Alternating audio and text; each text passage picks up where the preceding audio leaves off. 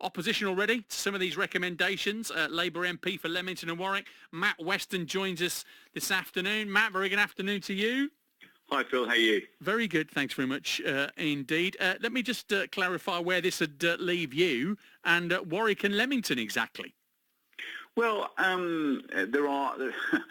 First of all, I'm a huge critic of the proposals because I think the question that David Cameron and George Osborne asked back in, 2015, was a bad question. I mean, they started from where they wanted to end up as an answer, which is where they wanted to have an overall majority in the Commons. So it was driven by a purely political agenda, but they disguised it as making politics a lot fairer.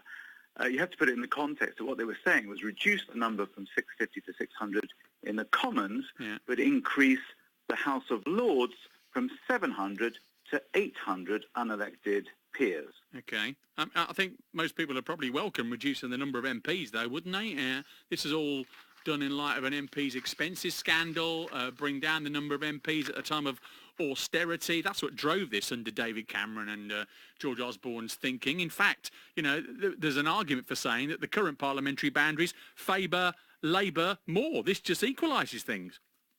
I don't think the public will welcome this, actually. The public's really hurting after 8 years of austerity. I'm seeing a huge amount in the post bag via email and so on. A lot of people are hurting, a lot of casework, a huge increase on what the level would have been back in 2010. So that's one issue. So reducing the number of MPs and cutting the cost is totally disingenuous and very deceptive.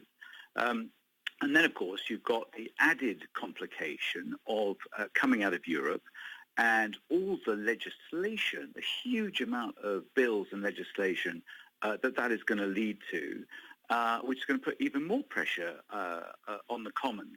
But as I say, they're increasing the House of Lords by a third at the same time, or just under a third. And just in terms of Warwick and Leamington, Matt, where does that leave your constituency and who you would represent and what might happen if you were re-elected for I guess a new constituency area?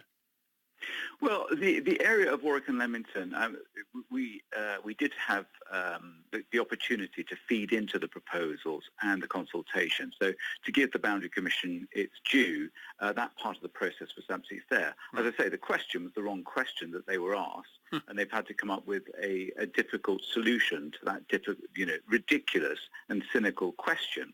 What they've come up with is actually sensible for Warwick and Leamington insofar as it retains Warwick and Leamington as a constituency with Whitnash and surrounding villages, but has added on a few others such as Lapworth and Covington and so on. But what it should have done was include Bradford Semley, which is right adjacent to the boundary of eastern Leamington.